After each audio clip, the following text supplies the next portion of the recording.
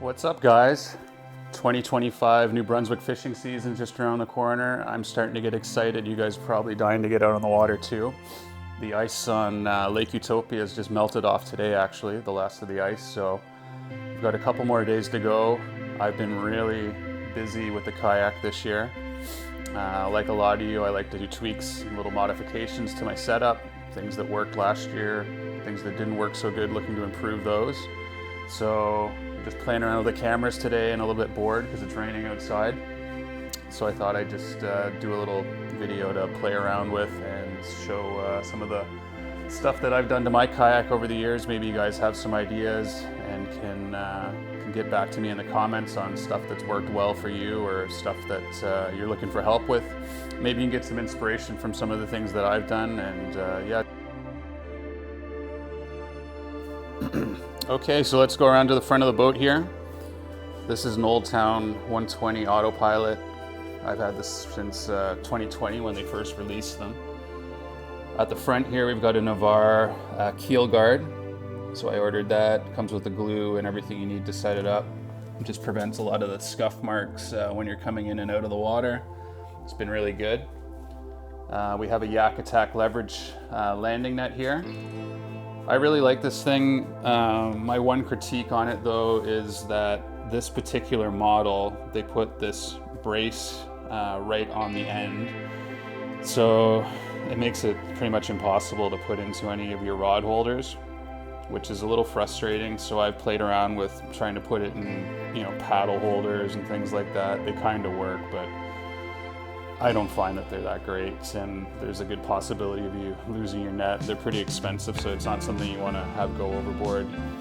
This year, I've just put a little magnet on the end, so I guess this is for fly fishing magnets, and it's quite strong. You can see just how much force that has. It's trying to connect, and they snap together really good.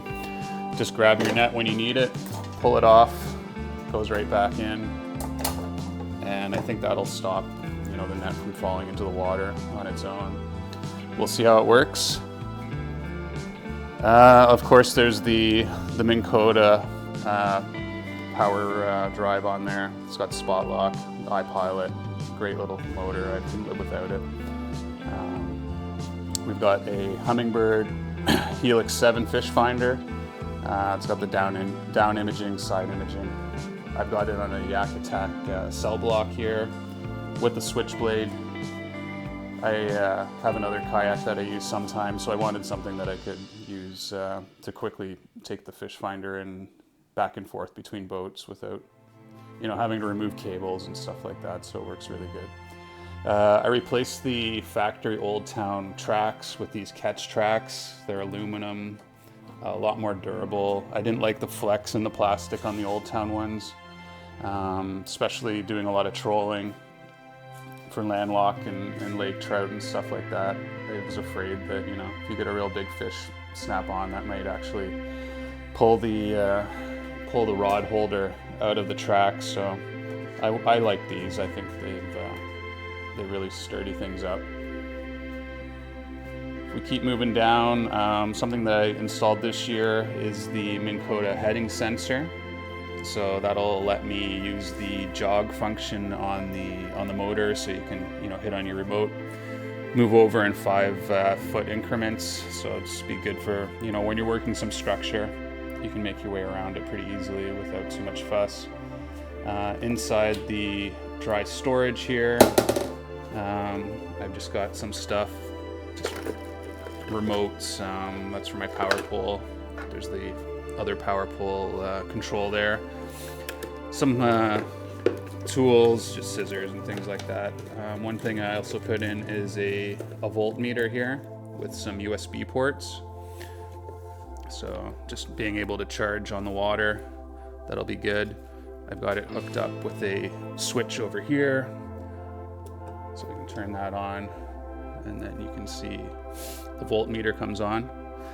So that's something that I did this winter, a bit of a winter project, learning how to wire and do some soldering and stuff, but it was fun. We've got a Scotty downrigger here. I think this is the 1060 compact downrigger. I've got it on the Scotty pedestal mount with the 90-degree Scotty gunnel bracket on the side there. Don't know if you guys can see this that well, but basically there's 2 screws there, so this can be removed really easily. Just undo those 2 screws, the whole assembly will come out. Being able to use the pedestal mount here, there's just a little button that you press down that can turn the unit. So usually when I'm trolling,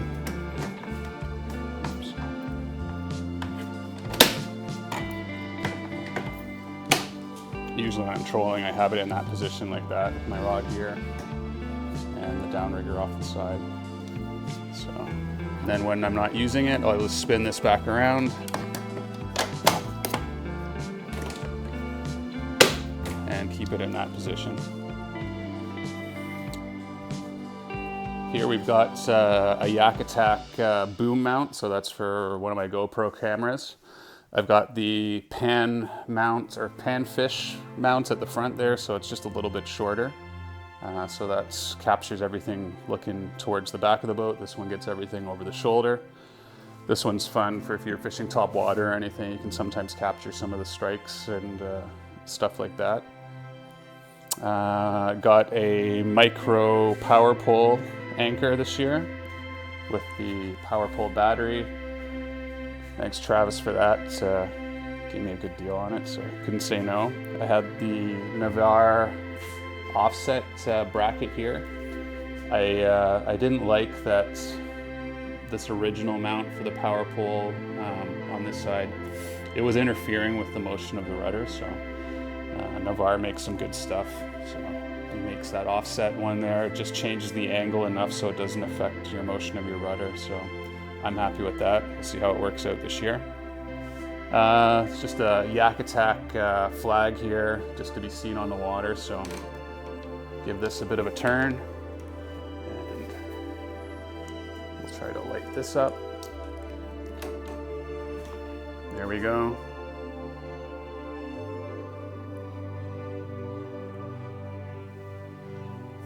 Just a couple other things here on the track. So these are Yak Attack tie downs. There is a quick release mount here on the power pole. So if you're ever in a situation, I guess, where you want to lift the anchor up, so when the pole's in there, you pull that, this will be able to retract. So without, crawling into the back of your boat, you can have a tie that runs down to that piece there. I'm not sure how I'm gonna do it yet. I guess when you deploy, it doesn't really get in the way of your rudder there, but it does run kind of close, but we'll see how it goes. The idea is that you'll tie onto there, run some line through these, and then have an end up here by your seat where you can give that a tug and then be able to pull that micro anchor into a different angle. So I think it's for if you get stuck in rocks or something, but we'll see. I'm not sure. I haven't seen anyone really running a cord from theirs that I've seen online, but it does talk about it in the instructions, so we'll see. All the tackle storage pretty much goes into the Yak Attack Black Pack Pro. I was running a milk crate for a long time and worked fine, honestly, but I just wanted something that looked a bit nicer. It is nice to have the tie downs on the side here. I just run them off the factory Old Town ones and clip onto the corners. Goes up underneath this rod's tubes. It connects on that side. I added on 2 more rod tubes, so 6 rod tubes in total. There's also the short stack on top. So basically in the top of the short stack, I'll run all my soft plastics pretty much in there. I just keep remotes for the unit in there as well. So some of the stuff that I'm running this year, been busy accumulating a lot of soft plastics, some dice baits there, and some Great Lakes finesse stuff. So looking forward to trying out some of that. And then in the main compartment, I'll run my 3700 trays. There's all basically my spinner baits and stuff. Top water, crankbaits, jig heads, spinning, jerkbait rigs, minnows, all sorts of stuff. So been busy stealing the wife's label maker to organize my stuff. That's just my measuring board there. Up front here under the seat, got some more tackle storage. So in here, this is just from Cabela's. Just grab one of these. This is basically for all my terminal tackles, so hooks, and some weights and stuff like that. It's perfect. It fits like amazingly in this little spot just beside the seat. Inside here for my motor, I'm running an Amped Outdoors 160 amp hour lithium battery. It's got the Bluetooth monitoring on there, which is nice, so I can always see what my battery's at. I got the 160 amp hour. I just figured, I do a lot of trolling, and if I'm out on the water for 2 days for a tournament and I don't have access to charge anything, at least that'll keep me going for 2 days, no problem. Under here is where I run another Dakota 10 amp hour battery. So I've just got it on an old cutting board right now with some double-sided Velcro on there to hold that in place. It seems to be holding okay. I'll probably put a strap on it as well. That's my negative battery bus there for all my negative connections coming in. And this is basically for that 12 volt little USB charger that I've got on that other side that I showed you. It also powers the Minn Kota heading sensor, and then I've got a bunch of LED lights around the boat as well. So these are just little lights off of Amazon. They're not expensive at all. I looked at doing a yak power setup, and honestly, like, the prices I thought were a little outlandish for what it is, and I figured I could do something myself as a little project. So this is the little switch unit that I got. This is just off Amazon too, like just a gangway switch. So all the lights are controlled on here. That USB and the puck are all on there too. So that just comes off that Dakota 10 amp hour battery, which seems to be plenty. So we've got 2 lights up front just for the inside here. So just to see inside the deck when you're out on the water for an early morning or an evening. 2 more lights in the back here just to see your tackle and whatnot. And then up front, we've got our red and green navigation lights. So it seems to light things up pretty good. And then of course you've got your pole light too. So there shouldn't be any issues with being seen on the water.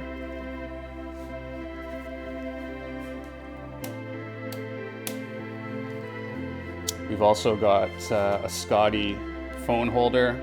I've got a little tether in there, so my phone has a little tag that it came with as well.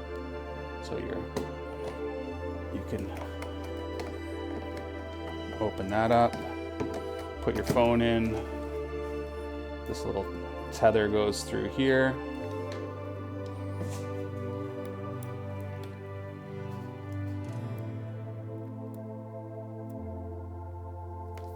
Anyway, I can't hold the camera and do it at the same time, but you guys get the idea. Here we've got a Scotty rod holder. So quite sturdy. I've got the extension on it as well.